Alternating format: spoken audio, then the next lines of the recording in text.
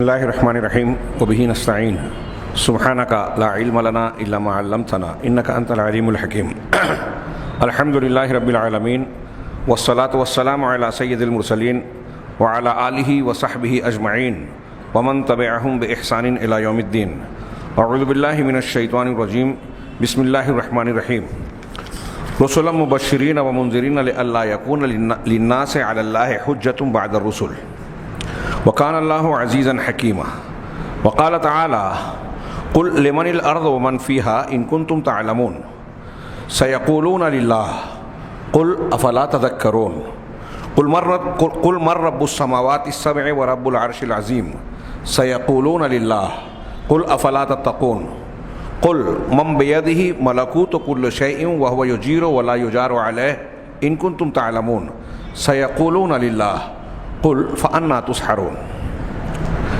محترم حاضرین،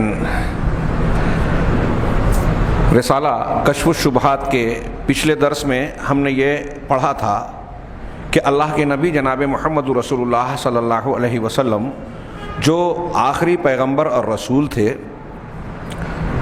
وہ ایسی قوم کے بیچ مبعوث کیے گئے جو اللہ تعالیٰ کی عبادتیں کیا کرتے تھے، صدقہ و خیرات کرتے تھے، اللہ تبارک و تعالیٰ سے دعا کیا کرتے تھے، قربانیاں کرتے تھے، حج کرتے تھے اور کئی عبادتیں کیا کرتے تھے۔ لیکن اس کے ساتھ ساتھ وہ اپنے اور اللہ کے درمیان کچھ شخصیات کو، کچھ مخلوق کو واسطہ اور وسیلہ بناتے تھے، اور انہیں واسطہ سمجھ کر یہ کہہ کر یا اس گمان و عقیدے میں مبتلا ہو کر کہ یہ واسطے ہمیں اللہ سے قریب کریں گے، ان کی بھی عبادت کرتے تھے، واسطے اللہ سے قریب کریں گے۔ یہ جو ہم پڑھ رہے ہیں، میں یہ جانتا ہوں کہ بار بار ہمارے کانوں سے، ہمارے علم میں یہ بات گزرتے ہوئے آتی رہتی ہے، لیکن اس کے مطلوب کو یہاں جو شیخ محمد بن عبد الوہاب سمجھا رہے ہیں، اس پر ہم گہرائی سے غور نہیں کرتے۔ وہ یہ کہ جناب محمد رسول اللہ صلی اللہ علیہ وسلم کو ایسے لوگوں میں بھیجا گیا جو اللہ کی عبادت کرتے تھے، اور انہیں مخاطب کر کے ان کے دین کو رد کیا۔ انہیں مشرکین مکہ، کفار مکہ آج بھی ہم کہتے ہیں۔ جب اللہ کی عبادت کرتے تھے تو مشرکین کیسے تھے؟ وہ اللہ کے اور اپنے درمیان فرشتوں کو، حضرت عیسیٰ ابن مریم کو، کچھ بزرگوں کو جیسے لات اور عزا، یا کچھ رکھے ہوئے نام دیوی دیوتا، کچھ فرضی چیزیں، شمس و قمر کو اللہ کے اور اپنے درمیان واسطہ مانتے تھے۔ بہت غور سے اس پر اپنی نگاہ دوڑائیں اور سوچیں کہ اللہ کو مان رہے ہیں، واسطوں کو بھی اس لیے اختیار کر رہے ہیں کہ اللہ کی قربت مقصود ہے، ان کو اللہ نہیں کہہ رہے ہیں۔ یہ اس بات کو سمجھانے کے لیے مددگار ہے یہ بات کہ آج کے زمانے میں ہمارے درمیان ارد گرد میں ایسے بہت سارے لوگ پائے جاتے ہیں جو اللہ کو ماننے کا دعویٰ کرتے ہیں، قرآن و حدیث کو ماننے کے دعوے دار ہیں، لیکن قبر پرستی کرتے ہیں، بزرگوں کو پکارتے ہیں، شیخ عبد القادر جیلانی، خواجہ اجمیری، فلاں اور فلاں اور فلاں بزرگوں کو مشکل کشا، غوث، اور کسی کو اولاد دینے والا، کسی کو اور کچھ نام دے کر انہیں پکارتے ہیں، اور ان کے بارے میں یہ عقیدہ رکھتے ہیں کہ کائنات کے معاملات میں یا ان کی مشکلات کے حل میں ان کو بھی کچھ اختیار ہے، اختیار بھی اللہ کا دیا ہوا ہے۔ تو اگر کوئی شخص ان کو واسطہ اور وسیلہ مانتا ہے، وہ چاہے بذات خود اختیار والا مانے یا یہ مانے کہ اللہ تعالیٰ نے انہیں اختیار دیا، یا یہ تصور کرے کہ ان کے ذریعے سے ہم اللہ کے قریب جائیں گے یا یہ ہم کو اللہ سے قریب کر دیں گے، اگر وہ ایسا عقیدہ رکھتے ہیں تو بظاہر وہ کتنی بھی عبادت کرتے ہوں، نماز، روزہ، حج، زکوٰۃ، تلاوت، ذکر و اذکار، دینداری کا اللہ اور اس کے رسول صلی اللہ علیہ وسلم کو ماننے کے کتنے بڑے بھی دعوے دار ہوں، وہ مشرکین مکہ کی طرح ہیں۔ وہ اس غلط فہمی سے کو اپنے ذہن و دماغ سے کھرچ دے نکال دے کہ وہ صحابہ کرام کی طرح ایمان والے ہیں، وہ صحیح ایمان والے ہیں۔ پھر سے اس بات کو ذہن نشین رکھ کر ہم عبارت میں آگے بڑھتے ہیں۔ شیخ نے یہ بیان کیا کہ اللہ کے رسول کو اللہ تبارک و تعالیٰ نے ایسے لوگوں میں بھیجا جو اللہ کی عبادت بھی کرتے تھے اور اپنے اور اللہ کے بیچ واسطہ بھی اختیار کرتے تھے۔ چنانچہ آگے کہتے ہیں شیخ محمد بن عبد الوہاب کی عبارت اور اس کا ترجمہ، فبعث اللہ محمدا یجدد لہم دین ابیہم ابراہیم علیہ السلام، چنانچہ اللہ نے محمد صلی اللہ علیہ وسلم کو مبعوث فرمایا جو ان کے باپ ابراہیم کے، ان کے یعنی پوری قوم کے، ان کے باپ ابراہیم کے دین کی تجدید کریں، اس پر جو گرد و غبار آ گیا ہے، اس کی صحیح تعلیمات جو دھندلا گئی تھی اور اس پر بہت ساری ملاوٹیں اس میں ہو گئی تھی، ان کو اس ملاوٹ سے، آمیزش سے، گرد و غبار سے صاف کر کے شفاف شکل میں ان کے سامنے پیش کیا جائے، جو دین توحید ہے جس کو ہم ملت ابراہیمی کہتے ہیں۔ تو محمد صلی اللہ علیہ وسلم کو اللہ کے نبی نے، اللہ تعالیٰ نے مبعوث کیا تاکہ وہ ان کے باپ ابراہیم کے دین کی تجدید اور صفائی کر دیں، وَيُخْبِرُهُمْ، اور انہیں یہ بتائیں، خبر دیں کہ أَنَّ هَذَا التَّقَرُّبَ وَالْاِعْتِقَادَ مَحْضُ حَقِّ اللَّهِ، کہ یہ تقرب جو ان بتوں کے ذریعے سے وہ اختیار کر رہے ہیں، شمس و قمر سے، مخلوقات سے، یا فرشتے ہوں یا انبیاء ہوں یا بزرگان ہوں، کسی کے ذریعے سے بھی جو تقرب حاصل کر رہے ہیں، تو محمد صلی اللہ علیہ وسلم انہیں یہ بتائیں کہ یہ تقرب اور اعتقاد، یہ عقیدہ، یہ محض خالص اللہ کا حق ہے، یہ پورا کا پورا اللہ کا حق ہے۔ لا يصلح منہ شیء لغیر اللہ، ان میں سے کوئی بھی چیز اللہ کے علاوہ کسی کے لیے درست نہیں ہے۔ لا لملک مقرب ولا لنبی مرسل فضلا عن غیرہما، نہ تو کسی مقرب فرشتے کے لیے یہ جائز ہے، درست ہے، اور نہ ہی بھیجے ہوئے نبی اور رسول کے لیے درست ہے، ان کے علاوہ کی تو بات ہی چھوڑیے۔ ان ملائکہ اور انبیاء مخلوقات میں سب سے اونچے درجے کے صاف شفاف اللہ کے مقربین میں ہیں۔ ہاں، جب ان دونوں کو انبیاء کرام علیہم الصلاۃ والسلام کے لیے اللہ کے ان حقوق میں شریک کرنا جائز نہیں ہے یا ان کے لیے بھی درست نہیں ہے، تو اب ان کے بعد ان کے علاوہ مخلوقات میں کسی اور کے لیے کیسے درست ہو سکتا ہے؟ سوال ہی پیدا نہیں ہوتا۔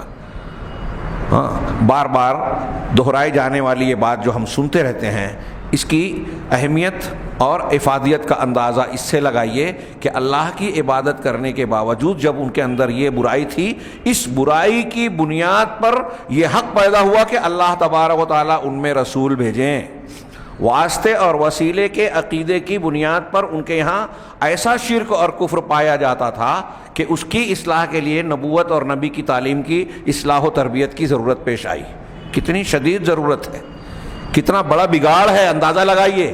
اور اسے لوگ غلط فہمی میں، شبہات کی بنیاد پر اس کو دین سمجھ کے اختیار کر رہے ہیں، اور ہم جیسے کچھ لوگ یا کچھ علماء ہم سے بڑے بڑے جب اس کا رد کرتے ہیں تو وہ یہ سمجھتے ہیں کہ یہ ان کے مسلک کے خلاف ہو رہا ہے اور وہ اس سے ناراض ہوتے ہیں، جبکہ یہ ان کی خیر خواہی اور بھلائی کا کام ہے، یہ انبیاء کرام علیہم الصلاۃ والسلام کا کام ہے، یہ جناب محمد رسول اللہ صلی اللہ علیہ وسلم کا کام ہے کہ مشرکین مکہ یہی عمل کرتے تھے۔ اسی بنیاد پر اللہ تعالیٰ نے ان کے درمیان، اللہ تبارک و تعالیٰ نے ان کو مبعوث کیا۔ وَإِلَّا، ورنہ آگے شیخ کی ابھی یہاں تک جو عبارت پڑھی ہے اس کی شرح ہم دیکھتے ہیں۔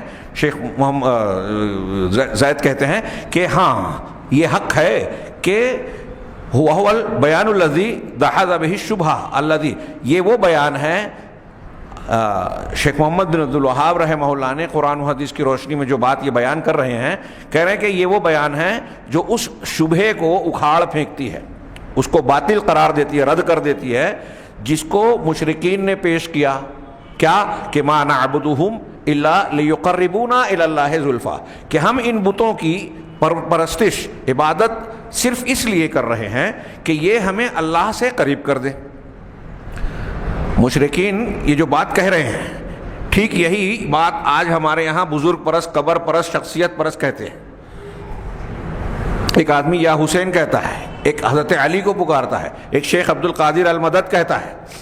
جب آپ ان سے یہ کہو گے کہ کیا شیخ عبد القادر جیلانی یا حضرت علی یا حضرت حسین رضی اللہ عنہما ان کو اللہ مانتے ہو؟ کہا نہیں، اللہ نہیں ہے، یہ اللہ نے ان کو اختیارات دیے، ان کے یہ مرتبے ہیں، تو یہ کیوں نہیں کر سکتے؟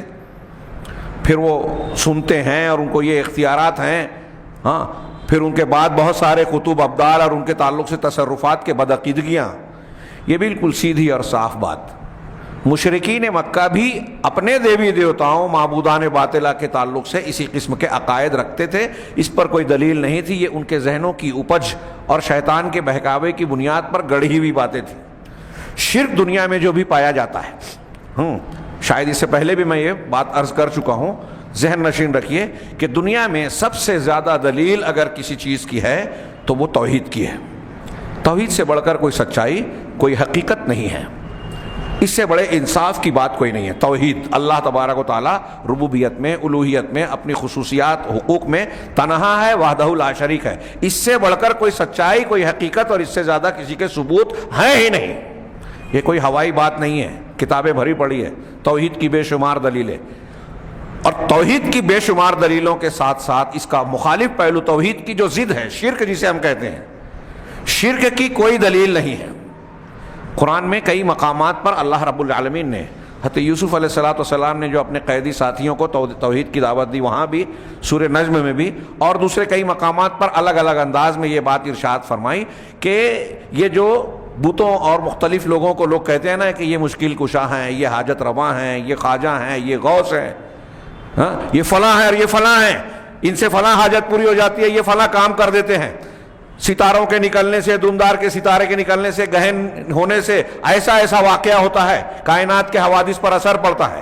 اس قسم کی جو بدعقیدگی انہوں نے اختیار کر رکھی ہے، بتوں کے جو نام دے رکھے ہیں کہ یہ فلاں ہے، یہ فلاں ہے، یہ ایسی چیز ہے کہ ان ہی الا اسماء سمیتموها انتم وآباؤکم ما انزل اللہ بہا من سلطان، یہ کچھ نام ہے جو تم نے اور تمہارے باپ دادا نے رکھ چھوڑے ہیں، تم نے اپنے جی سے کہہ دیا کہ یہ غریب نواز ہے، اللہ نے اس پر کوئی دلیل نہیں اتاری۔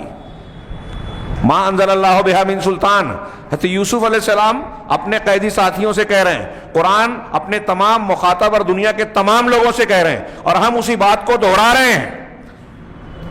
کسی کو برا لگ رہا ہے تو وہ جائزہ لے کہ قرآن کہہ رہا ہے، ہم نہیں کہہ رہے ہیں کہ یہ نام ہے۔ اب میں کہہ رہا ہوں، جیسے غریب نواز کہا تو یہ تو خواجہ کو کہہ رہے ہیں، اللہ نے تو ان کو کہا تھا جو مشرکین کا عقیدہ تھا، ارے وہی عقیدہ اختیار کر کے تو وہ مشرک بن گئے، وہی اختیار کر کے آپ بھی مشرک بن رہے ہو۔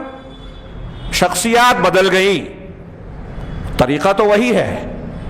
ایک آدمی غیر مسلم جین مذہب کا ماننے والا مہاویر کو تیرتھنکر مان رہا ہے، ہاں، سکھ مذہب والا گرو نانک کو واسطہ بنا رہا ہے، اور کوئی دوسرے مذہب کا ماننے والا اپنے مذہبی پیشوا کو بڑا اور واسطہ بنا رہا ہے، آپ کچھ دوسری شخصیات کو مان رہے ہیں، نام بدل گئے ہیں، حقیقت تو وہی ہے۔ اگر وہ مشرک ہے اس حقیقت کو اختیار کرنے کی بنیاد پر، تو آپ توحید والے اللہ کو اکیلا ماننے والے کہاں رہے؟ اس شبہ کا یہ بنیادی شبہ ہے جس کا ازالہ بہت ضروری ہے، اور اس شبہ میں مبتلا ہونے کی وجہ سے ایک بہت بڑی قوم جو اپنے آپ کو مسلمان، قرآن کو ماننے والا، رسول کو ماننے والا کہتی ہے، وہ قرآن کی اس سب سے بڑی حقیقت کا انکار کرتی ہے، کائنات کی سب سے بڑی سچائی کا، توحید جس کی بے شمار دلیلیں، سب سے زیادہ دلیلیں دنیا میں، شرک جس کی ایک بھی دلیل نہیں ہے، ایک بھی دلیل نہیں ہے شرک کے صحیح ہونے کی روئے زمین پر، اسے مانتے ہیں۔ چنانچہ شیخ کہہ رہے ہیں کہ یہ جو مشرکین نے کہا نا کہ ہم ان بتوں کی عبادت اس لیے کرتے ہیں کہ یہ اللہ سے ہمیں قریب کر دیں، آج کل کے مشرکین یہی کہتے ہیں کہ ہم خواجہ صاحب کو، شیخ عبد القادر جیلانی کو، فلاں اور فلاں کو اس لیے مانتے ہیں کہ یہ اللہ کے مقرب ہیں۔ اب عقلی دلیل دیتے ہیں کہ بادشاہ کے قریب جانے کے لیے وزیر کی ضرورت پڑتی ہے، فلاں کے لیے اس کی ضرورت پڑتی ہے، ڈھیما کے لیے اس کی ضرورت پڑتی ہے، چھت پہ جانے کے لیے سیڑھی کی، آسمان میں چڑھنے کے لیے ہوائی جہاز کی، چاند پہ جانے کے لیے جو ہے راکٹ کی، اس سے آگے جانے کے لیے شٹل، اور نہ جانے کیا کیا کی۔ اللہ کے پاس کیسے چلے جائیں گے؟ جی ہاں، اللہ کے پاس بغیر واسطے کے جائیں گے۔ ان سب چیزوں کے لیے وسیلے کی ضرورت ہے، کیونکہ یہ دور ہیں، یہ چھت ہم سے دور ہے، بادشاہ ہم کو نہیں پہچانتا، اس کے لیے ہم کو درمیان میں ایسے شخص کی ضرورت ہے جو بادشاہ کو یہ بتائے کہ یہ اچھا آدمی ہے۔ اللہ تبارک و تعالیٰ دور ہے کیا؟ قرآن تو کہہ رہا ہے کہ نحن اقرب الیہ من حبل الورید، ہم انسان سے شہرک سے بھی زیادہ قریب ہیں۔ قرآن کہہ رہا ہے ادعونی استجب لکم، اللہ کہہ رہا ہے بندوں سے، آپ سے، مجھ سے، نیک لوگوں سے بھی، برے لوگوں سے بھی، مجھ سے مانگو، میں تمہاری دعا کو قبول کروں گا۔ وَإِذَا سَأَلَكَ عِبَادِي عَنِّي فَإِنِّي قَرِيبٌ، میرے بارے میں جب میرا بندہ پوچھے تو بتاؤ کہ میں قریب ہوں۔ اللہ کہہ رہا ہے میں قریب ہوں، آپ کہہ رہے ہیں دور ہے، واسطے کی ضرورت ہے۔ ایک آدمی چھت ہی پر ہے تو جو چھت پر ہے اس کو سیڑھی کی ضرورت ہے, جو چاند پر ہے اس کو چاند پہ جانے کے لیے راکٹ کی ضرورت ہے, جو اس کو بادشاہ پہچانتا ہے صبح شام اس کے ساتھ اٹھتا بیٹھتا ہے اس کو ضرورت ہے بتانے کی کہ بادشاہ سلامت یہ فلاں ابن فلاں ہے, فلاں جگہ رہتا ہے اور یہ ایسا ہے, یہ ایماندار ہے, یہ بے ایمان ہے, اس کی ایسی صلاحیت ہے. اللہ تبارک و تعالیٰ سے کائنات کی کون سی چیز چھپی ہوئی ہے جو یہ واسطے وسیلے بتائیں گے کہ دیکھ رب العالمین تیرے فلاں بندے کے پاس اولاد نہیں ہے, وہ مقروض ہے, وہ بیمار ہے, اس کی فلاں حاجت ہے, اسے پوری کر دے. اللہ کو نہیں معلوم ہے یہ بتائیں گے؟ دنیا کے لوگوں پر اللہ کو قیاس کرتے ہو. لا تضربوا للہ الامثال. دنیا کے بادشاہوں کی طرح اللہ نہیں ہے, وہ وزیروں کا, فرشتوں کا, کسی کا محتاج نہیں ہے. انما امرہ اذا اراد شیئا ان یقول له کن فیکون. یہ ہم کہتے ہیں نا کہ وہ جب کسی چیز کا ارادہ کرتا ہے, قرآن کی آیت ہے کہ ہو جا تو ہو جاتی ہے. دنیا کے بادشاہ ایسے ہیں کیا؟ اگر وزیر نہ ہو, فوج نہ ہو, معاون و مددگار نہ ہو تو اس کی بادشاہت باقی رہے گی؟ دنیا کے بادشاہوں کی بادشاہت باقی رہے گی اگر وزیر, وزراء, سپاہی لوگ بغاوت کر دیں, مخالف ہو جائیں. اور اگر اللہ تبارک و تعالیٰ کے خلاف پوری کائنات ہو جائے, سارے انسان, سارے جنات, آدم سے لے کے قیامت تک پیدا ہونے والے انسان, جنات, فرشتے اور دنیا کی مخلوق, ہر مخلوق اللہ کے خلاف ہو جائے تو اللہ تعالیٰ کا کوئی بال بیکا کر پائے گا؟ معمولی سا نقصان کر پائے گا؟ تو یہ بادشاہ اور وہ بادشاہ دونوں ایک جیسے ہوئے؟ سوال ہی نہیں. ناقدری ہے, گستاخی ہے, بے ادبی ہے, اللہ کی حق تلفی اور ظلم ہے. ان الشرک لظلم عظیم. کہ اس کو دوسروں پر قیاس کیا جائے اور پھر جو دنیا کے لوگوں پر آپ اصول قاعدہ منطبق کرتے ہیں, فٹ کرتے ہیں, وہ اللہ رب العالمین پر جاری کریں. یہی مشرکین خوش فہمی میں ہیں, یہی ہمارے یہاں ہر مشرک خوش فہمی میں ہے کہ ہم جنہیں پوج رہے ہیں یہ ہم کو اللہ سے قریب کریں گے, یہ ہمارے واسطہ ہیں, ہم ان کو اللہ تھوڑے ہی مان رہے ہیں. یہ شبہ کھرچ کر پھینک دیجئے. تو اللہ تعالیٰ نے جو ان کا شبہ نقل کیا کہ ہم ان بتوں کی اس لیے عبادت کرتے ہیں کہ یہ ہم کو اللہ سے قریب کر دیں. بظاہر وہ اللہ کو ہی مان رہے ہیں, اللہ کی قربت چاہ رہے ہیں, درمیان کے واسطوں کو اس لیے اختیار کر رہے ہیں کہ وہ اللہ سے قریب کریں گے, لیکن ان کا یہ شبہ بھی غلط ہے. ایسا کرنے کے لیے یہ ان کی عبادت کا وسیلہ نہیں لگایا جا سکتا. آگے شیخ نے بہت اچھی ایک بات آخر میں بیان کی ہے. چنانچہ مؤلف رحمہ اللہ شیخ محمد بن عبد الوہاب نے یہ وضاحت کی, بیان کیا کہ اللہ تبارک و تعالی علام الغیوب ہے, تمام حاضر غائب چھپے کھلے تمام غیوب کو جانتا ہے. غیب ہمارے لیے ہے. ہاں, ایک چیز دیوار کے پیچھے ہمارے لیے غیب ہو گئی, ماضی کی ہے غیب ہو گئی, ہمارے پیچھے غیب ہو گئی. اللہ کے لیے یہ ہمارے اعتبار سے غیب اور حاضر ہے, اللہ کے لیے سب حاضر ہی حاضر ہے. جب کہا جاتا ہے کہ غیب اور حاضر کا جاننے والا تو یہ ہمارے اعتبار سے کہا جاتا ہے. تو وہ علام الغیوب ہے. والمطلع علی کل شیء, اور ہر چیز پر اللہ اطلاع رکھتا ہے پوری پوری. والرقیب والشہید علی کل شیء, اور ہر چیز کی نگرانی کرنے والا, ہر چیز کو دیکھنے والا. شہید مطلب حاضر, جس کی نگاہ سے کوئی چیز پوشیدہ نہ ہو, ہر چیز پر گواہ ہے, نگراں ہے. وہ لا یحتاج الی وسائط بینہ و بین خلقہ, اللہ تبارک و تعالیٰ کو اپنے اور اپنی مخلوق کے درمیان واسطوں کی ضرورت نہیں ہے. جو محتاج ہیں, جن کو ساری چیزوں کا علم نہیں ہوتا, جو ہر چیز کے نگراں نہیں ہوتے, ان کے لیے واسطے وسیلے کی ضرورت ہوتی ہے. جیسا کہ میں نے بھی بتایا, دنیا کے بادشاہ اپنی رعایا میں سب کو پہچانتے نہیں ہیں, جانتے نہیں ہیں, ساری حقیقتوں سے واقف نہیں ہوتے, اس لیے ان کے پاس وسیلے کی ضرورت ہوتی ہے. ہاں, دوسروں کی مدد کے محتاج ہوتے ہیں, اس لیے وسیلے کی ضرورت ہوتی ہے, اور جس کا وسیلہ ہوتا ہے اس کا دباؤ قبول کرتے ہیں. اللہ تعالیٰ پر کس کا دباؤ پڑے گا؟ بزرگان دین فرشتے مل کے اللہ پہ دباؤ ڈال سکتے ہیں؟ ہاں, ایسا بھی سمجھتے ہیں. ہمارے ہاں واقعات جب بیان کرتے ہیں یہ فضائل والے بزرگان دین صوفیہ, تو اتنی شدید اور سنگین قسم کی گستاخیاں کرتے ہیں کہ اللہ رب العالمین کو جاننے پہچاننے والا شخص اس طرح کی گستاخی کر ہی نہیں سکتا کہ فلاں بزرگ نے یہ کہا.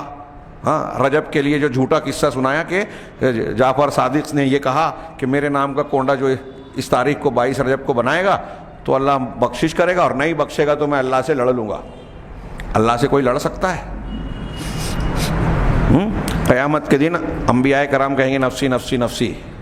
ہاں, ہے نا, بخاری مسلم کی اور کتنی حدیثیں ہیں.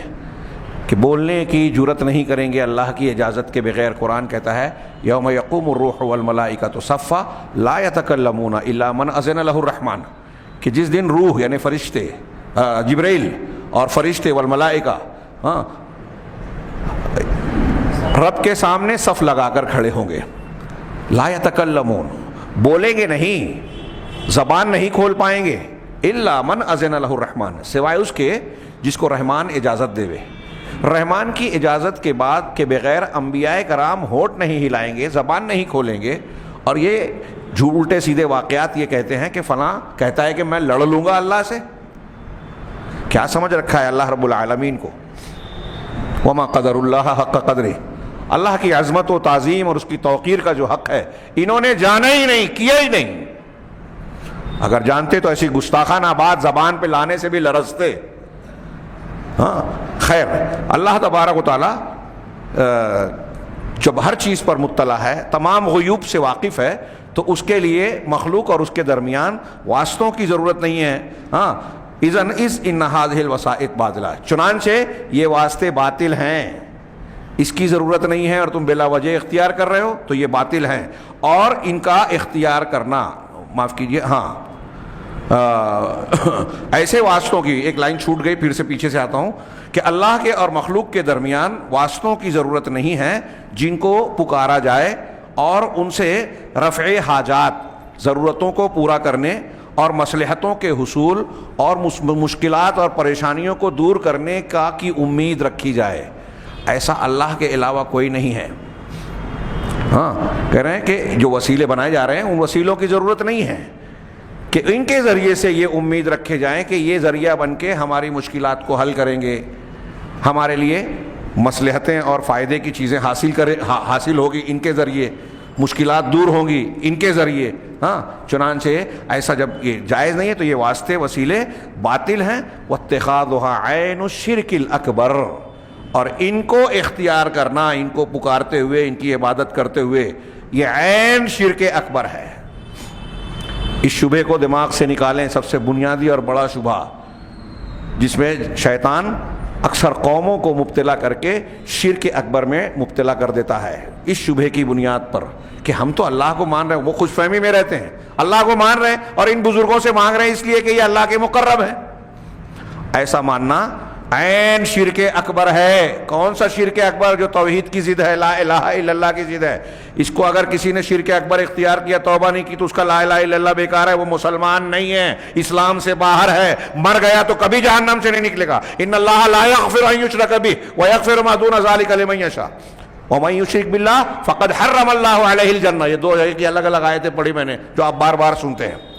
اس کے سارے نیک اعمال برباد ہو جائیں گے اگر اس شرک کا ارتکاب کر رہا ہے. کہا وَأَمَّا الْوَسَائِطُ الَّتِي لَا بُدَّ مِنْهَا، یہ واسطے یعنی ان کو پکارنا، عبادت کرنا اس عقیدے سے کہ ہم ان کی قبر کا طواف کریں گے، یہاں نظر و نیاز کریں گے، یہاں سجدہ رکوع کریں گے، یہاں ان کو پکاریں گے تو یہ ہم کو اللہ سے قریب کر دیں گے. اس قسم کے واسطے وسیلے عین شرک اکبر ہیں. لیکن کچھ واسطے ایسے ہیں جس کی ضرورت ہے، جو جائز ہے بلکہ ضروری ہے. وہ واسطے جو ضروری ہیں اور مخلوق اس سے بے نیاز نہیں ہو سکتی، وہ کیا ہے؟ وہ ہے رسولوں اور انبیاء علیہم الصلاۃ والسلام کا وسیلہ واسطہ جو اللہ اور تمام مخلوقات کے درمیان ہے. نبیوں کے واسطہ اختیار کرنا. کون سا واسطہ؟ کہ اللہ تبارک و تعالیٰ نے ان کی طرف اپنے احکامات اور اپنی شریعت کی جو تعلیم اللہ نے چاہی وہ ان کو وحی کے ذریعے سے پہنچائی. اور جو کچھ اللہ نے ان کو وحی کے ذریعے سے پہنچایا ہے ان میں سر فہرست سب سے پہلی تعلیم یہ ہے کہ اللہ تبارک و تعالیٰ کی توحید اختیار کی جائے. اس میں سر فہرست ہے جو توحید جو وحی کی گئی، توحید ہو اللہ کی توحید. کون سی توحید؟ توحید صحیح اور والخلوص من الشرک، اور شرک سے پاکی.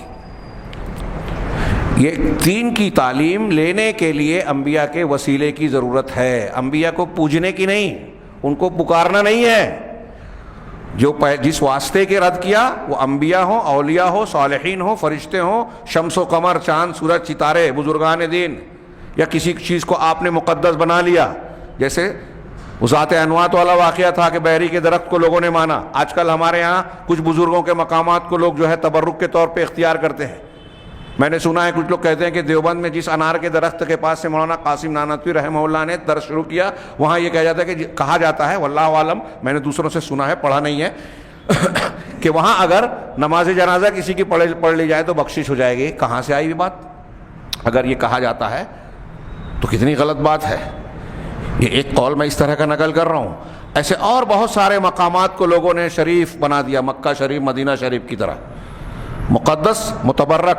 وہی چیزیں ہیں جس کو اللہ اور رسول نے مقدس اور متبرک بنایا، اور لوگوں نے اپنی طرف سے بنا لیا شخصیات کو، مقامات کو، دینوں کو۔ اگر اللہ اور رسول نے نہیں متبرک بنایا ہے تو وہ چیزیں متبرک نہیں ہیں، اور ایسا مان کے ان سے تبرک حاصل کرنے کی کوشش کرنا، مانگنا، لو لگانا، یہ شرک ہے۔ تو کہہ رہے ہیں کہ جو اللہ تعالیٰ نے، اگر آپ انبیاء سے بھی اس قسم کا واسطہ وسیلہ اختیار کرتے ہو تو یہ شرک ہوگا۔ انبیاء اور صالحہ ہمارے لیے ضروری واسطہ کس چیز میں ہے؟ کہ اللہ تعالیٰ کے دین کو انہوں نے ہم تک پہنچایا، تو دین حاصل کرنے کے لیے انبیاء کا واسطہ لینا پڑے گا۔ عقیدہ وہی جو پیغمبر نے دیا، عبادت وہی جو رسول اللہ صلی اللہ علیہ وسلم نے دیا۔ اب ہمارے یہاں لوگوں نے شخصیات بنا لی، اب ہر شخصیت کے بارے میں غلو کر کے ان کو ان کے مقام سے بڑھایا گیا۔ ایک طرف وہ کہتے ہیں کہ ہم رسول کو بھی مانتے ہیں، دوسری طرف یہ کہتے ہیں کہ فلاں اور فلاں کا طریقہ بھی نہیں چھوڑیں گے، چاہے وہ رسول کی بات سے ٹکراتا ہی کیوں نہ ہو۔ اب جب ٹکرا ہوتا ہے تو اس کا جواب ان کے یہاں شارٹ میں یہ ہوتا ہے کہ وہ دین کو، قرآن حدیث کو ہم سے زیادہ سمجھتے تھے، بس یہ بول کے اس خوش فہمی میں مبتلا ہیں کہ چونکہ وہ زیادہ سمجھتے تھے لہذا ان کی غلطی کو بھی دین سمجھ رہے ہیں، اور وہ قرآن و حدیث سے ٹکرانے والی بات کو بھی اختیار کر رہے ہیں اور قرآن حدیث کو ماننے کا دعویٰ بھی کر رہے ہیں۔ ایک آدمی قرآن کی آیت بتا رہا ہے، حدیث بتا رہا ہے کہ دیکھیے آپ کے بزرگ، آپ کے مسلک، آپ کے پیر صاحب کی بات کے خلاف ہے، ماننے کو تیار ہی نہیں ہے، خوش فہمی میں ہے۔ یہی ہے بہت بڑا شبہہ۔ تو انبیاء اور رسولوں کا واسطہ ضروری ہے تعلیم کے لیے۔ اب یہاں خاص طور سے عقائد اور غیبیات کے معاملے میں پیغمبر کی تعلیم کے علاوہ کسی اور کی طرف نگاہ اٹھانے کی ضرورت ہے ہی نہیں۔ اللہ تبارک و تعالیٰ نے عقائد کے معاملے میں، غیبیات کے معاملے میں ہمیں، آپ کو، دنیا کے کسی بھی انسان کو قرآن حدیث سے بے نیاز نہیں کیا۔ یعنی آپ معاف کیجئے، یہ کسی کا ضرورت مند نہیں رکھا قرآن و حدیث کو چھوڑ کر۔ آپ کے عقیدے کی اور عبادات کی جتنی بھی ضرورت ہے سب قرآن حدیث میں موجود ہے۔ اب کچھ لوگ بڑے فخر سے کہتے ہیں کہ فلاں چیز تو آپ کو حدیثوں میں نہیں ملے گی، فقہ پہ جانا پڑے گا۔ فقہ قرآن و حدیث کی سمجھ کو ہی کہتے ہیں۔ کچھ چیزیں اگر ناقابل فہم ہیں تو اس کو سمجھنے کے لیے جو قرآن حدیث میں ہیں اس کو سمجھنے کے لیے فقہ کی طرف رجوع کیا جا سکتا ہے۔ علماء کے اقوال، ان کی فہم، ان سے مراجعہ کر کے تقابل کیا جا سکتا ہے کہ اس کی بات دلیل سے اقرب ہے، یہ الگ چیز ہے۔ لیکن کوئی ایسی چیز جو قرآن و حدیث میں نہیں ہے اور آپ یہ سمجھتے ہیں کہ وہ فلاں فلاں بزرگوں کے فرمودات میں ہے، ان کی تشریحات میں ہے، ان کے اجتہادات میں ہے، بزرگان اور پیروں کے خوابوں اور الہامات سے، کشف سے جو ہے کچھ چیزیں شریعت کی مکمل ہوگی۔ اگر کوئی ایسا سمجھتا ہے عقیدے کے طور پر اگر سمجھ لے تو وہ کافر ہو جائے گا، کافر۔ کیوں؟ اس لیے کہ قرآن کہتا ہے کہ دین کو ہم نے مکمل کیا، اور یہ کہہ رہا ہے کہ دین مکمل نہیں ہے، نماز مکمل نہیں ہے۔ ہمارے بزرگوں کی کتاب سے نماز مکمل ہو رہی ہے، مطلب اللہ کے رسول صلی اللہ علیہ وسلم نے اور اللہ نے پوری نماز نہیں بتائی تھی، بعد میں پوری ہوئی، صحابہ نے ادھوری پڑھی۔ سیدنا ابوبکر صدیق، عمر فاروق، عثمان غنی، علی رضی اللہ عنہم اور باقی جتنے صحابہ ہیں، ان لوگوں نے جو عقیدہ اختیار کیا، کیا وہ جنت میں جانے کے لیے کافی نہیں ہیں؟ ان لوگوں نے جتنی عبادات کی، کیا وہ دین کے مکمل ہونے پر دلالت نہیں کرتی؟ یا وہ ساری نیکیاں نہیں ہیں جو ان لوگوں نے اختیار کی؟ کیا ان لوگوں نے کوئی نیکیاں، کوئی ایسی بھی نیکیاں ہیں عبادت کی شکل میں، اچھائیوں کی شکل میں، جو انہوں نے نہیں کی اور دین میں بتایا گیا ہے؟ موٹا سا ایک معاملہ، سوال، چھوٹی اور موٹی عقل والا بھی آسانی سے سمجھ جائے گا اگر صحابہ کے مقام کو سمجھتا ہے۔ اللہ کے نبی جناب محمد رسول اللہ صلی اللہ علیہ وسلم کی حیثیت، مقام، اور اللہ نے آپ کو جو مرتبہ حیثیت دی ہے دین سمجھانے کے لیے، اور دین کو مکمل کرنے کا جو واضح بیان فرمایا ہے، ان چیزوں کو سامنے رکھیں تو بالکل صاف بیان عیاں ہو جاتا ہے کہ دین کے معاملات شریعت کے سے تجاوز نہیں کیے جائیں گے، اور ہمیں خاص طور سے عقائد عبادات میں جہاں قیاس کی اجتہاد کی کوئی گنجائش اور جواز نہیں ہے، اس میں اتفاق ہے اہل سنت والجماعت کے تمام گروہوں کا، تو وہ کہہ رہے ہیں کہ یہاں واسطے کی ضرورت ہے کہ ہم انبیاء کرام علیہم الصلاۃ والسلام سے، اور انبیاء کے تمام انبیاء کو مانتے ہیں، لیکن اب جس نبی کی شریعت بالکل صاف واضح منزہ ہے اور آپ سے پہلے کی شریعت منسوخ ہے وہ محمد رسول اللہ صلی اللہ علیہ وسلم ہے۔ اب اگر آج کوئی یہ بھی کہے کہ میں محمد صلی اللہ علیہ وسلم کی بجائے حضرت عیسیٰ حضرت موسیٰ کی شریعت کو مانوں گا تو وہ کافر ہی رہے گا۔ آگے ہم بڑھتے ہیں، کہہ رہے ہیں کہ فَهَذِهِ الْوَاسِطَةُ لَا بُدَّ مِنْهَا، یہ جو واسطہ ہے یہ لازمی ہے، ضروری ہے۔ وَلَا يُفْهَمُ الْحَقُّ وَيُعْلَمُ إِلَّا بِوُجُودِهَا، اور حق کو سمجھا نہیں جا سکتا، حق کو جانا نہیں جا سکتا مگر اس واسطے کے موجود ہونے کے ساتھ، اس واسطے کے بغیر ہم حق نہیں جان سکتے، سچائی اور صحیح دین نہیں پا سکتے، جیسا کہ اللہ سبحانہ و تعالیٰ کا ارشاد ہے رسولا مبشرین و منذرین، ہاں یہ رسول ہیں جن کو ہم نے بھیجا، کیسے بھیجا؟ مبشرین، بشارت دینے والا، کس کی بشارت؟ جنت کی، اللہ کے انعام کی، کن لوگوں کو؟ جو نیک صالح ہوں گے، یہاں صرف مبشرین کہا۔ منذرین، ڈرانے والا، کس چیز سے ڈرانے والا؟ جہنم سے، اللہ کی ناراضگی اور پکڑ سے، عذاب سے۔ کن لوگوں کو ڈرانے والا؟ جو اللہ کے مخالف ہیں، رسول کے مخالف ہیں، مشرک ہیں، کافر ہیں، بدعتی ہیں، ہاں گناہ گار ہیں، سرکش ہیں، ان کو ڈرانے والے۔ یہ ہم نے رسولوں کو بھیجا، مبشرین و منذرین، بشارت دینے والا، خوشخبری دینے والا بنا کر اور ڈرانے والے بنا کر۔ کیوں بھیجا رسولوں کو؟ لئلا یکون للناس علی اللہ حجۃ بعد الرسل، تاکہ لوگوں کے پاس اللہ کے خلاف کوئی حجت، کوئی عذر نہ رہ جائے رسولوں کے بعد۔ بہت غور سے دماغ میں بٹھائیے، رسولوں کو اللہ نے حجت پوری کرنے کے لیے بھیجا اور حجت پوری کی۔ کوئی نہیں کہہ سکتا کہ اللہ نے حق نہیں بتایا، ہم کو معلوم نہیں پڑا، سمجھ میں نہیں آیا۔ کلیئر ہے، اگر کوئی کہہ رہا ہے قرآن حدیث سمجھ میں نہیں آتی، جھوٹ بولتا ہے، قرآن اور حدیث کی بات کو رد کرتا ہے۔ جتنی آپ کو بنیادیں سمجھنا ہے قرآن حدیث میں صاف ہے، واضح ہے، آپ سمجھنا نہیں چاہتے اور بہانہ کرتے ہو کہ قرآن حدیث سمجھنے کے لائق نہیں ہے، آپ خود سمجھنا نہیں چاہتے۔ دنیا کی الٹی سیدھی باتیں، بڑی بڑی چیزیں، تنخواہ حاصل کرنا ہے تو بہت اونچے اونچے ہنر سیکھ لیتے ہو دولت کمانے کے لیے۔ دین کی جب باتیں اللہ نے آسان کی، وَلَقَدْ يَسَّرْنَا الْقُرْآنَ لِلذِّكْرِ فَهَلْ مِن مُدَّكِرٍ، ہم نے اس قرآن کو ذکر کے لیے، نصیحت کے لیے آسان کیا ہے۔ کوئی نصیحت حاصل کرنے والا؟ قرآن کہہ رہا ہے ہم نے آسان کیا، آپ کہتے ہو مشکل ہے، تو آپ کی بات صحیح، اللہ کی بات کو غلط کہیں نہیں، نعوذ باللہ۔ ہاں تو اللہ تعالیٰ نے کیا کہا کہ ہم نے رسولوں کو بشارت دینے والے اور ڈرانے والے بنا کر بھیجا، تاکہ رسولوں کے آ جانے کے بعد لوگوں کے پاس اللہ کے خلاف کوئی حجت، کوئی دلیل نہ رہ جائے۔ وَكَانَ اللَّهُ عَزِيزًا حَكِيمًا، اللہ غالب ہے، عزت والا، غالب ہے، حکمت والا ہے۔ ہاں کوئی خانہ، کوئی جھول، کوئی کمزوری اس نے چھوڑی وڑی نہیں ہے۔ کوئی اجزا کے پاس یہ حجت بک بک نہیں کر سکتا کہ ہمیں پتہ نہیں تھا، معلوم نہیں تھا یا کلیئر نہیں تھا۔ ہاں اب کہہ رہے ہیں کہ یہ ایک واسطہ وہ ہے جس کو شرک اکبر کہا، ایک واسطہ وہ ہے جو ہمارے لیے ضروری ہے۔ دونوں واسطوں کے درمیان فرق کیا ہے؟ یہ کہہ رہے ہیں الواسطۃ الشرکیہ التی یحرم اتخاذها، جو شرکیہ واسطہ اور وسیلہ ہے اس کا اختیار کرنا حرام ہے۔ کیوں؟ اس لیے کہ وہ شرک اکبر کی قسموں میں سے ایک کھلی قسم ہے، اور شرعی واسطہ جو انبیاء کے ذریعے سے دین سیکھنے اور تعلیم حاصل کرنے کی بات ہے، تو کہہ رہے ہیں کہ کسی بھی امت کو، امتوں میں سے کوئی بھی قوم اور امت گزری ہو، ان کو اس سے بے نیازی اور غنا نہیں رہا، ان کو اس کی ضرورت رہی ہے۔ چنانچہ توحید کو دلیل شرعی کے بغیر سمجھنا جو ہے ممکن نہیں ہے۔ اسی طریقے سے توحید کی جو ضد ہے شرک، اس کے بطلان کو سمجھنا مشکل نہیں ہے کہ یہ باطل ہے، مگر رسولوں کے واسطے سے جو کہ اللہ تبارک و تعالیٰ کی پاکیزہ شریعت کے کو دے کر بھیجے گئے۔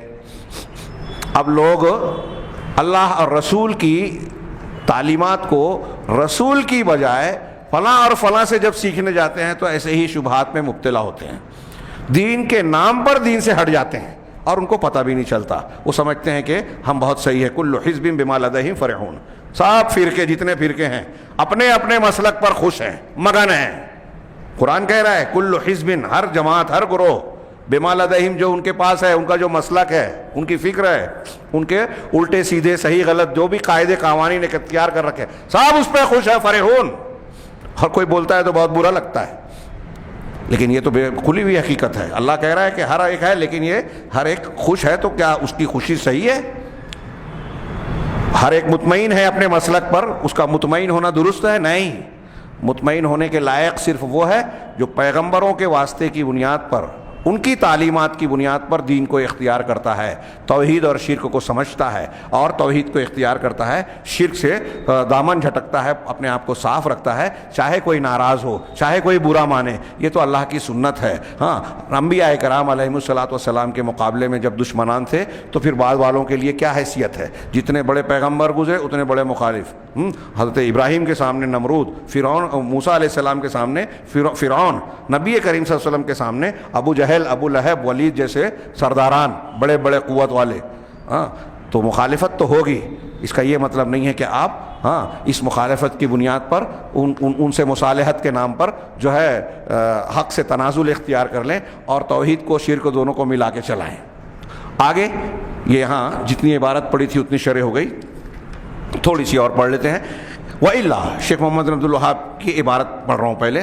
وَإِلَّا فَهَؤُلَاءِ الْمُشْرِكُونَ مُقِرُّونَ يَشْهَدُونَ أَنَّ اللَّهَ، ورنہ کہہ رہے ہیں کہ اللہ تبارک و تعالیٰ نے محمد صلی اللہ علیہ وسلم کو کس لیے بھیجا؟ تجدید دین کے لیے، ملت ابراہیمی اور توحید کی تجدید اور صفائی کے لیے، کہ یہ جو تم واسطہ اختیار کر رہے ہو بزرگوں کو پوچھ کر، یہ صرف اللہ کا حق ہے، کسی فرشتے کے لیے، کسی پیغمبر کے لیے بھی جائز نہیں. ان سے جو کم درجے کے ہیں وہ تو دور کی بات ہے.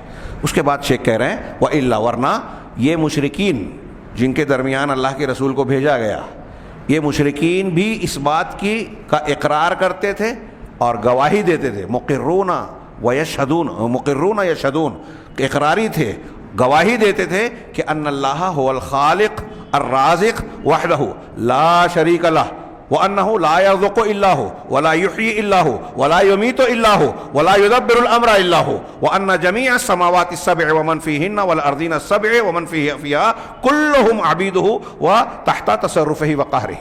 شیخ محمد عبد الوہاب کی یہ عبارت ہوئی کہ ورنہ یہ مشرکین اقرار کرنے والے تھے اور گواہی دیتے تھے کہ اللہ ہی خالق ہے، اکیلا رزق دینے والا وہی ہے، اس کا کوئی شریک نہیں ہے، اور وہی ہے جو رزق دیتا ہے، کوئی اس کے علاوہ نہیں.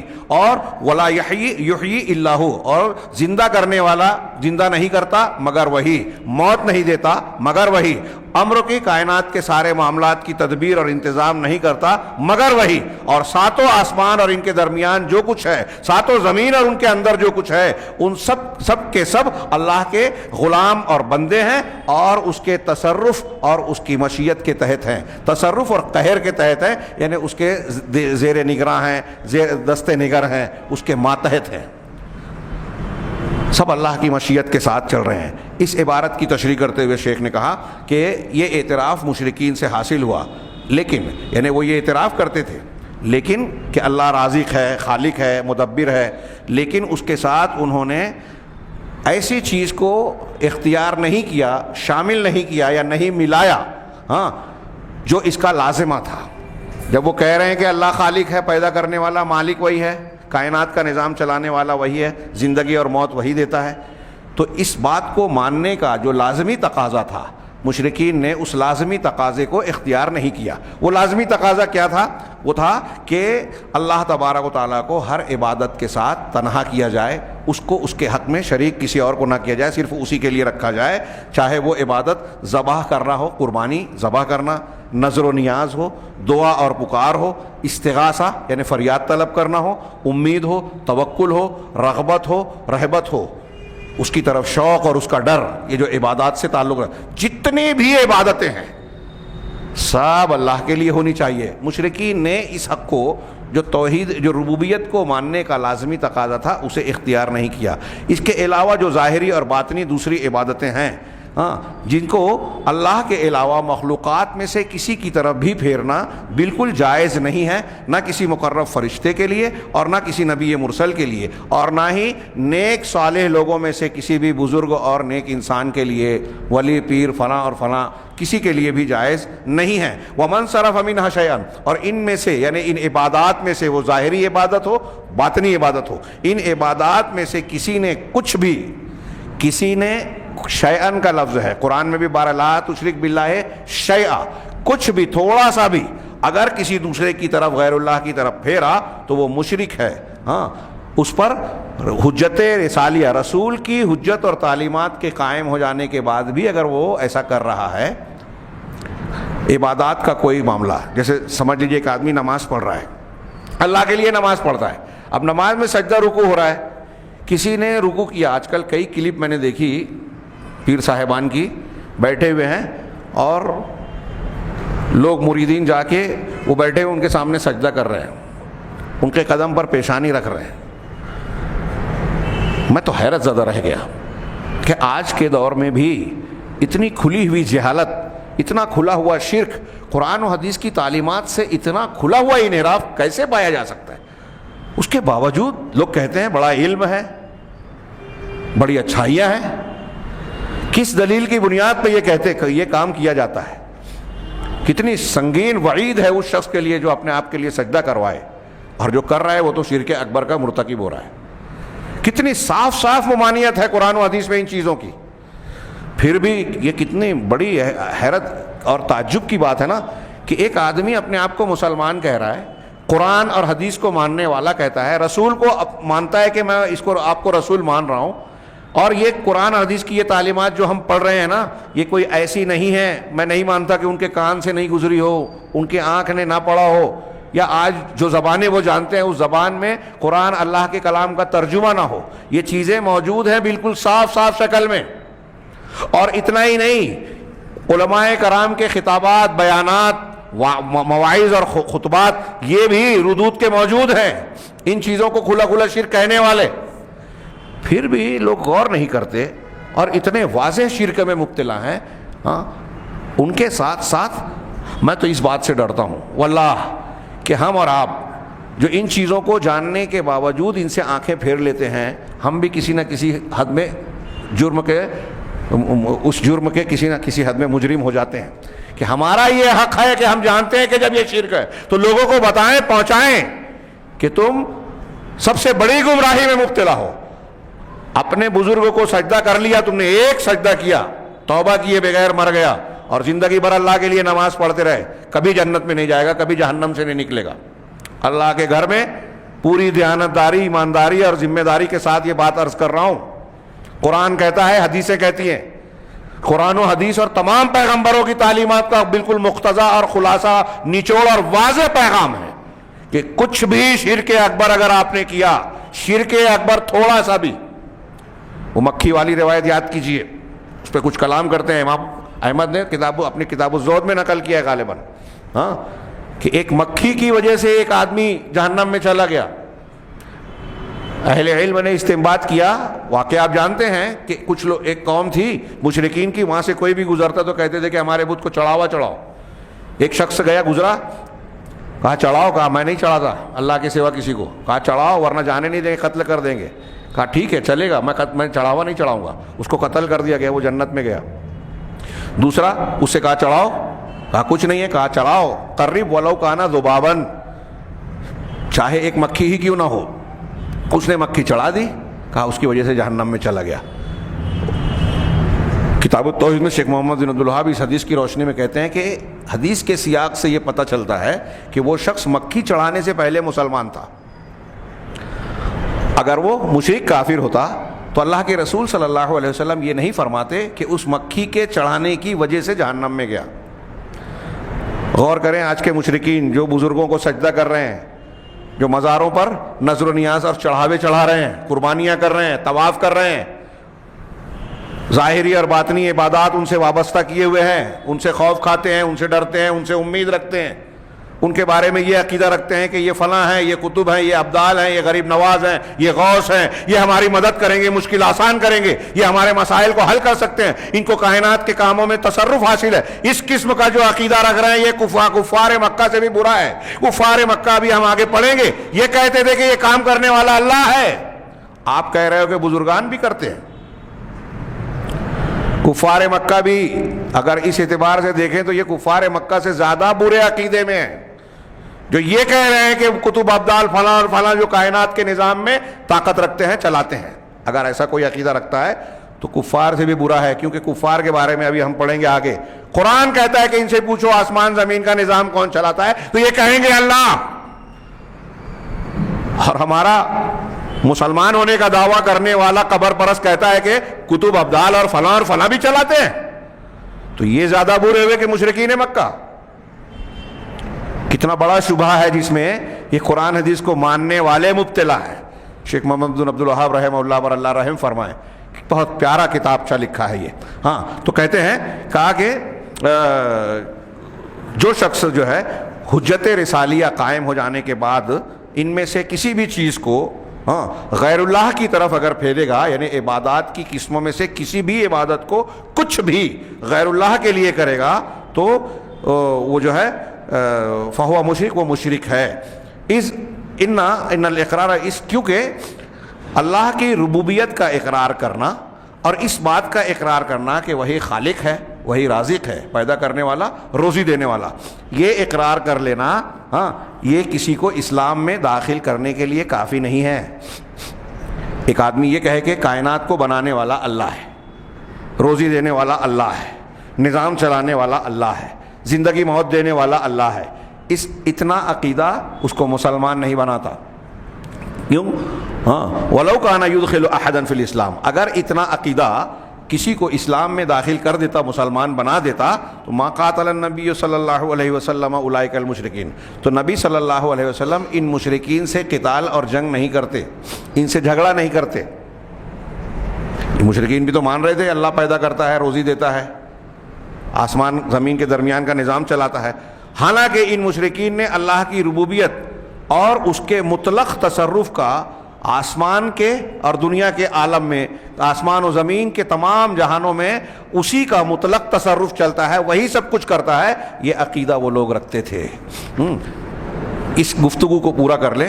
یہ قرآن کی آیتیں جو ہم نے پڑھا ہے اسی پر قرآن کی دلیلیں شیخ محمد بن عبد الوہاب نے پہلے دی ہے اور پھر اس کے بعد اس کی تھوڑی سی مختصر سی تشریح کی ہے. شیخ محمد بن عبد الوہاب کہتے ہیں فَإِنْ أَرَدْتَ الدَّلِيلَ عَلَىٰ أَنَّ هَؤُلَاءِ الْمُشْرِكِينَ، اگر تم اس بات پر دلیل چاہتے ہو کہ یہ مشرکین جن سے اللہ کے رسول صلی اللہ علیہ وسلم نے جھگڑا اور قتال کیا وہ اس بات کی گواہی دیتے تھے جو ہم نے بیان کیا، تو اللہ تعالیٰ کے اس کلام کو پڑھیے. سورہ یونس کی آیت پہلے پیش کی شیخ نے کہ اللہ تعالیٰ فرماتا ہے قُلْ مَن يَرْزُقُكُم مِّنَ السَّمَاءِ وَالْأَرْضِ أَمَّن يَمْلِكُ السَّمْعَ وَالْأَبْصَارَ وَمَن يُخْرِجُ الْحَيَّ مِنَ الْمَيِّتِ وَيُخْرِجُ الْمَيِّتَ مِنَ الْحَيِّ وَمَن يُدَبِّرُ الْأَمْرَ فَسَيَقُولُونَ اللَّهُ قُلْ فَفَلَا تَتَّقُونَ.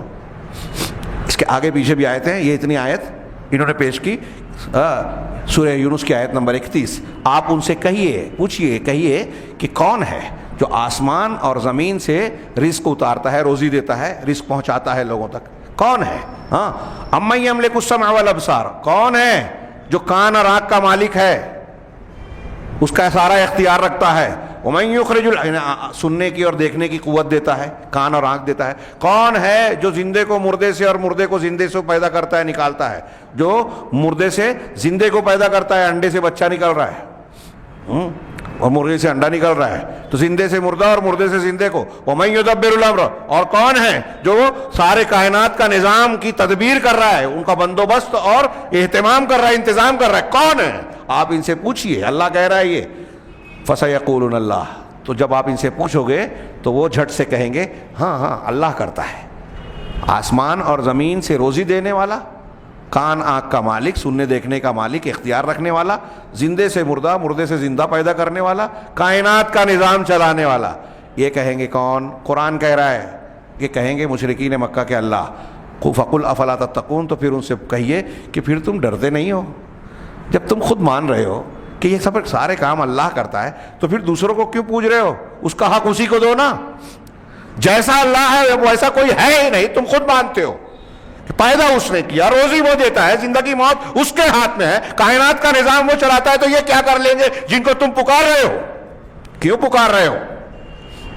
اب مشرکین مکہ یہ کہہ رہے ہیں, اور ہمارے ہاں صوفیوں کی کتابوں میں لکھا ہے, ہاں قبر پرستوں کی کتابوں میں لکھا ہے, بڑی شان سے بیان کیا جاتا ہے کہ فلاں کو اللہ نے ایسی قوت دے رکھی تھی, وہ ایسی قوت دے رکھی تھی کہ 4 کائنات میں اتنے کتب ہوتے ہیں, ان کے انڈر میں ابدال اور کتب ہوتے ہیں, پھر ان کے اوپر غوث ہوتا ہے, اور وہ سارے لوگ نظام کائنات چلاتے ہیں. اللہ کو معطل کر دیا, نعوذ باللہ من ذالک. ہمارے ہاں انتہائی بے احتیاطی کے ساتھ دعوت و تبلیغ کا کام کرنے والے بھی ایسے واقعات سناتے ہیں جس سے عوام کو یہ تاثر دیا جاتا ہے کہ بزرگان دین کے پاس ایسی قوت, شکتی اور طاقت ہے کہ وہ جو چاہیں کر لے, اور جوش میں اور غصے میں آ گئے تو پھر پتہ نہیں کیا کیا کر لیتے ہیں. پہاڑ پھینک کے مار دیتے, ہاں دریا کو غائب کر دیتے, جنت اور جہنم کے نظارے دکھا دیتے ہیں. انا للہ و انا الیہ راجعون. یہ کسی کے اختیار اور پاور میں نہیں ہے. ایسے ایسے واقعات سناتے ہیں جس کا نقل کرنے سے بھی جو ہے ڈر لگتا ہے کہ اللہ تبارک و تعالیٰ کا عذاب نہ آئے. ہاں ایک واقعہ پڑھا جو میں شاید نقل کر چکا ہوں کہ فلاں بزرگ نے کہا, شیخ عبد القادر جیلانی کی طرف بھی اس طرح کا منسوب ہے واقعہ, کہتے عیسیٰ تو قم باذن اللہ کہہ کے مردے کو زندہ کرتے تھے. میں تو کہتا ہوں قم باذنی, میرے حکم سے اٹھ. مرغی کھا کے ہڈیاں پھینکی تھی, قم باذنی بولا, مرغی اٹھ کے بھاگنے لگی. ایک قوال کی قبر پہ کہا تو قوال جو ہے قبر سے قوالی گاتا ہوا باہر آ گیا. انا للہ و انا الیہ راجعون. ہاں ہنسی آتی ہے سن کر, لیکن ہنسنے سے زیادہ رونے کا مقام ہے کہ جب یہ واقعہ یا اس طرح کی باتیں لوگ بیان کرتے ہیں تو حقیقت میں یہ اس بات کی دلیل ہے کہ ان کے دل میں, ان کے پاس علم تو ہے ہی نہیں, جہالت تو ہے ہی, اللہ تبارک و تعالیٰ کی عظمت و کبریائی سے معمولی سا بھی واقف نہیں ہے. اللہ کی شان میں اتنی بڑی گستاخیاں کر رہے ہیں, غلو کر رہے ہیں, اور اس قسم کے واقعات بیان کر کے لوگوں کو شبہے میں مبتلا کر رہے ہیں کہ بزرگوں کے ہاتھ میں اس قسم کی طاقت, شکتیاں ہیں, لہذا ان کو بھی پوجا پکارا جا سکتا ہے, ان کی بھی عبادت کی جا سکتی ہے. اسی شبہے کا ازالہ کر رہے ہیں. مشرکین مکہ بھی یہ نہیں مانتے تھے. جو لوگ اس قسم کا عقیدہ رکھ رہے ہیں, میں دوسری تیسری مرتبہ کہہ رہا ہوں اس لیے کہ یہ بہت اہم بات ہے, غور کیجئے. تو اللہ تعالیٰ نے یہ ایک آیت نقل کی سورہ یونس کی, پھر اس کے بعد اللہ تعالیٰ کا دوسرا فرمان نقل کے سورہ مومنون کی, ہاں آیت نمبر 84 سے 90 تک, کہ وقولہ, اللہ تعالیٰ کا فرمان, قل لمن الارض ومن فیہا. آپ ان سے پوچھئے مشرکین مکہ سے کہ زمین کس کی ہے اور زمین کے اندر جو کچھ موجود ہے وہ کس کا ہے. میں اکثر کئی مرتبہ کہتا ہوں کہ میری ایک چیز ہے, یہ قلم میرا ہے, یہ میرا ہے. آپ کو میں سے کسی کو اگر یہ قلم چاہیے تو یہ مجھ سے بولیں گے کہ مولانا آپ کے قلم دے دیجئے, آپ اپنا قلم دے دیجئے, یا کسی دوسرے کے پاس جائیں گے, کہیں گے کہ وہ ان کے پاس جو ابو رضوان کے پاس جو قلم ہے وہ ہمیں دے دیجئے. کسی دوسرے سے بولو گے تو وہ کیا جواب دے گا کہ جو چیز میری ہے ہی نہیں میں دے سکتا ہوں. سمپل بات ہے نا. یعنی یہ جو میں کہہ رہا ہوں, کوئی جاہل سے جاہل آدمی ہے جس کی سمجھ میں نہیں آئے گا؟ سب کو سمجھ میں آتی ہے نا. یہ قرآن نے بار بار ذکر کیا, مشرکین سے سوال کیا, زمین کس کی ہے؟ اللہ کی. زمین میں جو موجودات ہے کس کا ہے؟ اللہ کا. ہاں ان کنتم تعلمون, اگر علم ہے تو بتاؤ کس کا ہے؟ تو یہ کہیں گے سیقولون اللہ. یہ سب وہ یہ جواب دے دیں گے, جھٹ سے فوراً جواب دیں گے, ارے یہ تو اللہ کا ہے سب. ہاں قل افلا تذکرون. تو پھر ان سے کہیے, پوچھئے کہ پھر تم نصیحت نہیں حاصل کرتے؟ ارے جب تم مان رہے ہو زمین میں موجود ساری چیز اللہ کی ہے تو دوسروں سے کیوں مانگ رہے ہو؟ یہ میری چیز آپ دوسرے سے نہیں مانگتے. اللہ کہہ رہا ہے سب میرا ہے, اور آپ مانگ رہے ہو اللہ کے علاوہ سے, بزرگوں سے, نبیوں سے, فرشتوں سے, دیوی دیوتاؤں سے, بزرگان صالحین سے. ان کا کیسے ہو گیا؟ یہ مشرکین مکہ سے جو سوال ہے وہی دنیا کے ہر زمانے کے مشرک سے سوال ہے.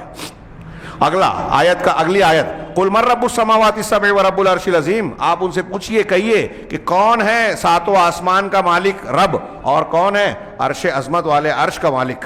رب مالک ترجمہ کر رہا ہوں, دونوں ترجمہ ہو سکتا ہے, رب بھی ترجمہ کر دیجئے, کہ کون ہے عرش عظیم کا مالک, کون ہے ساتوں آسمان کا مالک. سیقولون للہ. تو یہ فوراً کہیں گے اللہ مالک ہے, اللہ کی ہے یہ ساری چیزیں. افلا قل افلا تتقون. تو پھر ان سے پوچھئے کہ پھر تم ڈرتے نہیں, تقوی اختیار نہیں کرتے, کہ تم ایسا نہیں کرتے کہ جب تم جان رہے ہو کہ اللہ مالک ہے تو اس کے سامنے جھکو، صرف اس کی عبادت کرو، اس کا حق کسی اور کو نہ دو۔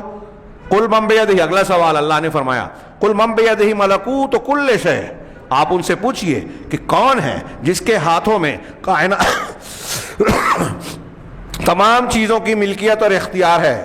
ملک سے ملکوت، جبر سے جبروت، ہاں شدت اور مبالغے کے لیے کہ ساری کائنات کا ملکیت اور اختیار کس کے ہاتھ میں، ہر چیز کا اختیار کس کے ہاتھ میں، پوچھئے ان سے۔ اور وہ ایسا ہے وَهُوَ يُجِيرُ وَلَا يُجَارُ عَلَيْهِ، اور وہ ایسا ہے کہ وہ پناہ دیتا ہے اور اس کے خلاف پناہ نہیں دی جاتی، یعنی وہ بچا سکتا ہے، جب وہ بچائے تو دوسرا کوئی بچا نہیں سکتا، نقصان نہیں پہنچا سکتا، اور اگر وہ پکڑے، وہ کسی کو عذاب میں پکڑے، مصیبت میں گرفتار کرے، جہنم میں ڈالے، تو کائنات کی کوئی ہستی، کوئی طاقت ایسی نہیں ہے جو اس کو بچا لے۔ آپ مشرکین مکہ سے پوچھئے، قرآن کہہ رہا ہے کہ کون ہے جس کو کائنات کی ہر چیز کا جس کے پاس اختیار ہے اور وہ پناہ دیتا ہے اور اس کے خلاف پناہ نہیں دی جا سکتی، کوئی نہیں بچا سکتا۔ ان کنتم تعلمون، اگر تم علم رکھتے ہو تو بتاؤ، سیقولون للہ، تو کہیں گے اللہ، اللہ کے لیے یہ اختیار ہے۔ قل فأنا تسحرون، تو پھر ان سے سوال کیجئے کہ پھر تم کہاں پگلائے جا رہے ہو۔ تسحرون کا ترجمہ ہوتا ہے کہاں تم پر کدھر سے جادو کیا جا رہا ہے۔ محمد جوناگڑھی صاحب کا ترجمہ یہ ہے کہ تم پر کدھر سے جادو۔ سحر اور مسحور کہتے ہیں، مسحور یعنی پاگل، جس کی عقل جو ہے کام نہ کرے، تو ہم کہیں گے اپنی زبان میں پگلانا۔ تو تم کس طرح پگلائے جا رہے ہو، تمہاری عقل ہے کہ نہیں ہے؟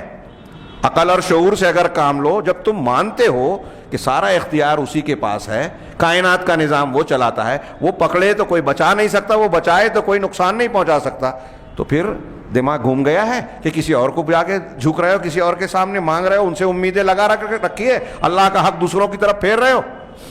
یہ کہہ رہے ہیں کہ وغیر ذالک من الآیات، شیخ محمد بن عبد الوہاب نے اپنی جو بات پیش کی اس پر قرآن کے 2 مقامات سے یہ دلیلیں پیش کی اور کہا اس کے علاوہ بھی اور بہت سی آیتیں ہیں۔ اس کی شرح کرتے ہوئے کہہ رہے ہیں کہ یہ قرآنی آیت، حضرت محمد بن عبد الوہاب نے جو پیش کیا ہے، یہ آیتیں ان پر حجتوں کو پورا کرتی ہے، اور ان کے شبہات کو باطل قرار دیتی ہے، اور اس میں کوئی شک نہیں کہ خالق، رازق، زندگی دینے والا، موت دینے والا اللہ ہے، اور وہی اس بات کا مستحق ہے کہ اکیلے اس کی عبادت کی جائے اور اس کے علاوہ کسی کی عبادت نہ کی جائے، اور وہ اس بات کا محتاج نہیں ہے کہ اللہ کی مخلوقات میں سے کسی بھی قسم کی مخلوق سے کو واسطہ بنا کر اس کی عبادت کی جائے۔ اس لیے یہ آیتیں اس باب میں صراحت کے ساتھ آئی ہیں، جیسے اللہ تبارک و تعالیٰ کا یہ فرمان قل من یرزقکم من السماء جو ہم نے پڑھا، اسی آیت کو انہوں نے پھر ذکر کیا ہے، لہذا اس آیت سے آگے بڑھ رہا ہوں۔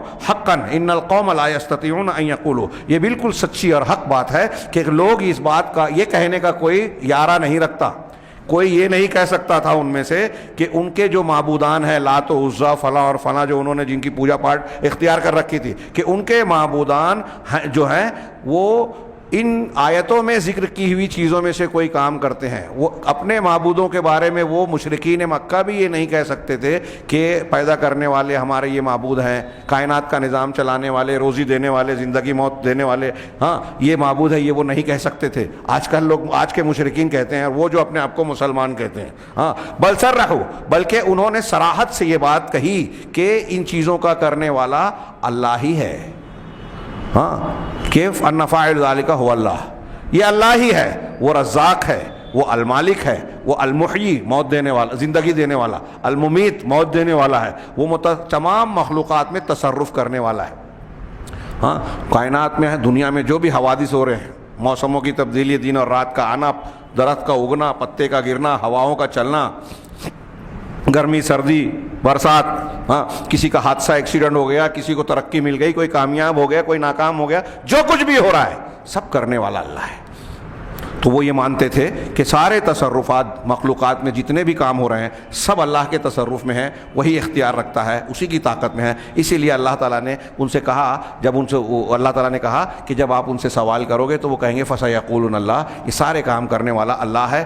قل فقل افلا تتقون، تو آپ ان سے کہیے کہ پھر تم ڈرتے نہیں ہو؟ تو اسی کی تشریح کرتے ہوئے یہاں بات ختم کی شیخ نے کہ افلا تتقون اللہ تبارک و تعالیٰ، کہ کیا تم اللہ تبارک و تعالیٰ سے ڈرتے نہیں؟ اس اس طرح سے کہ عبادت کو اس کے لیے صرف خاص کر دو، اکیلا اللہ تبارک، اکیلے اللہ کی عبادت کرو، اس کے علاوہ کی نہ کرو، اور دوسروں کی عبادت کو ترک کر دو، اس سے اپنے آپ کو پاک اور صاف بنا لو، کیونکہ اللہ کے علاوہ جو بھی ہیں وہ عبادات میں سے کسی بھی چیز کا کچھ بھی حق نہیں رکھتے۔ کہہ رہے ہیں اس قسم کی جو قرآن میں آیتیں ہیں وہ اور مقامات پر موجود ہیں۔ یہ شیخ محمد عبد الوہاب کی کچھ عبارتیں پڑھی، ابھی اس سلسلے کی تھوڑی سی باتیں اور باقی ہیں، انشاءاللہ آئندہ درس میں ہم یہ بیان جاری رکھیں گے۔ اللہ تعالی ہمیں دین کو اور اس کی بنیادوں کو بطور خاص طور سے وہ چیزیں جو انسان کی نجات کے لیے ضروری ہیں، ان تمام چیزوں کو سمجھ کر انہیں اختیار کرنے کی توفیق دے، اور وہ چیزیں جو انسان کی ہلاکت کا سبب ہے اللہ تعالیٰ انہیں جان کر ان سے بچنے کی ہمیں توفیق عطا فرمائے۔ وآخر دعوانا ان الحمد للہ رب العالمین، وصلی اللہ علی نبینا محمد۔